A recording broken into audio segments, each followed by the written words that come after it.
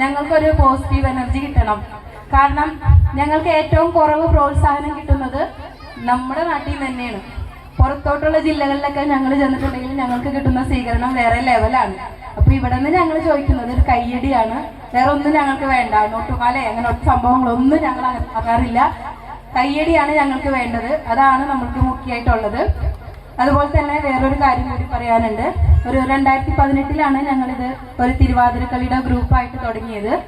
അത് പിന്നീട് ഒരു 2021 ആയപ്പോഴത്തേനും ഒന്നാനാം അമ്പെടുത്ത് എന്ന സോങ്ങോടുകൂടി വൈറലായി. സന്ദീപേട്ടൻ ആണ് ഞങ്ങൾ വൈറലാക്കിയത്. ആ സമയത്ത് സന്ദീപേട്ടൻ ഇട്ട വീഡിയോ ആണ് ഒരു 10-14 മില്യൺ അന്ന് അടിച്ചിട്ടുണ്ടായിരുന്നു ഫേസ്ബുക്കിൽ. അതുപോലെ തന്നെ ഇൻസ്റ്റാഗ്രാമിലും മില്യൺസ് ഒക്കെ ഞങ്ങൾക്ക് പ്രോഗ്രാം, അങ്ങനെ അതോടുകൂടി ഞങ്ങൾക്ക് പ്രോഗ്രാം കിട്ടി തുടങ്ങിയത്. അപ്പോൾ അന്ന് ചോദിച്ചിട്ടുണ്ടായിരുന്നു ഈ തിരുവാതിരക്കളിനെ എന്തായി കാണിക്കണേ, സെറ്റ് മുണ്ടൊക്കെ കൊടുത്തിട്ട് എന്തായി ചെയ്യണേന്ന് ചോദിച്ചപ്പോൾ ഞങ്ങളെ തുടങ്ങി വെച്ചതല്ല, ആലിങ്ങലമ്മയല്ല ഇത് തുടങ്ങി വെച്ചത്. തുടങ്ങിയത് ഒരുപാട് ഗ്രൂപ്പുകളൊക്കെ ഉണ്ട്. നമ്മുടെ നർത്തനായിരുന്നാലും കൂടെ അവരെ എല്ലാവരും ഇതേപോലെ തന്നെ കൈകൊട്ടി കളി തുടങ്ങിയതായിരുന്നു.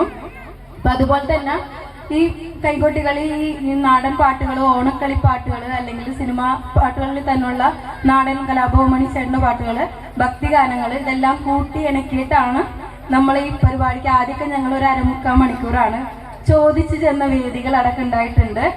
എന്നിട്ട് ഈ സമയത്ത് ഒരു 12 ജില്ലകളോളം കേരളത്തിന് പുറത്തും പരിപാടിക്ക് പോയത്, ഒന്ന് ഞങ്ങളുടെ കഷ്ടപ്പാടാണ്, 2 നിങ്ങളുടെ എല്ലാവരുടെയും പ്രോത്സാഹനം.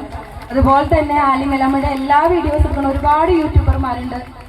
പേര് എല്ലാവരുടെയും പറയാൻ പറ്റില്ല, കാരണം അത്രയും എണ്ണത്തിൽ കൂടുതൽ ഞങ്ങൾ വൈറലായ സ്ഥലത്ത് ആളാണ് നിൽക്കുന്നത്. സുരേഷ് ഏട്ടൻ കിഴക്കേടത്ത് ഉമാമഹേശ്വര ക്ഷേത്രം, അവിടെ നിന്നാണ് ആലിങ്ങലമ്മയുടെ വീഡിയോ മഴവിൽ മനോരമ കിള്ളത്തിലുള്ളവർ കാണുന്നത്. അങ്ങനെയാണ് ഞങ്ങൾ അങ്ങോട്ട് ക്ഷണിക്കുന്നത്. പിന്നീട് ഞങ്ങൾ ദീപാവലിക്ക് കഴിയുമ്പോഴത്തും പ്രോഗ്രാം ചെയ്തിട്ടുണ്ടായിരുന്നു. അത് ഞങ്ങൾ ചോദിച്ചു ചെന്നൊരു വേദിയായിരുന്നു. അപ്പോൾ അങ്ങനെയാണ് ഇതുവരെ ഞങ്ങൾ യാത്ര ആരംഭിച്ചത്. അപ്പൊ ഞങ്ങൾക്ക് തരുന്ന കൈയ്യടി ഇതാണോ? ആണോ? അല്ല. കൈയ്യടി തരാൻ എന്താ ഇത്ര മടി? ഞാൻ മോളോട് തന്നെ അല്ലാട്ടെ, ഞാനോട് ഇരിക്കുന്ന എല്ലാവരോടും കൂടിയിട്ടാണ് പറയുന്നത്. അപ്പൊ ഇതിന് പേരിട്ടത്, ഇതിനെന്ത് പേരിടണമെന്നുള്ളത് സന്ദീപേട്ടൻ തന്നെയാണ് ഇതിന് വീരനാട്യം എന്നൊരു പേരിടാൻ പറഞ്ഞത്. കാരണം ഞങ്ങൾ മഴവിൽ മനോരമയിലേക്ക് പോകുമ്പോൾ ഇതിനൊരു പേര് കൊടുക്കണമല്ലോ. അപ്പൊ ഞങ്ങളോട് ചോദിച്ചു ഇത് എങ്ങനെ പേരിടണം. ഇപ്പൊ വീരനാട്യം, ഇത്രയും ധീരകളായിട്ടുള്ള വനിതകൾ, വീട്ടമ്മമാരുണ്ട്. ഞങ്ങളൊക്കെ ശരിക്കും പറഞ്ഞാൽ ചെറുപ്പത്തിലെ പുറത്ത് സ്റ്റേജ് ഒന്നും കാണാത്ത ആൾക്കാരാ. എന്റെ കല്യാണം കഴിഞ്ഞ ശേഷം ഒന്നും പറയാനില്ല, അന്ന് തുടങ്ങി ഇന്നുവരെ കട്ട സപ്പോർട്ടായിട്ട് നിൽക്കുന്ന ആളാണ് എൻ്റെ ഹസ്ബൻഡ് മാധവരാജ്. അപ്പോൾ ഞങ്ങൾക്ക് കിട്ടിയ ഒരു വേദികൾ ഇങ്ങനെയാണ്.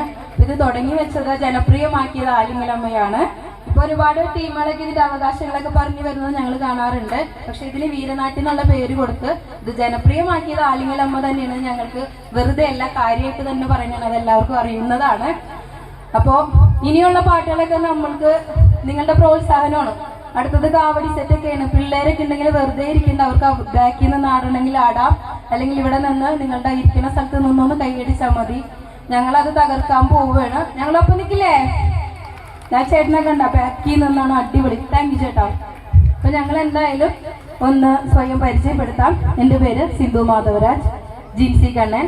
ഞങ്ങൾ 2 പേരുമാണ് ആലിങ്ങലമ്മ ടീമിന്റെ ക്യാപ്റ്റന്മാര്. ഞങ്ങളുടെ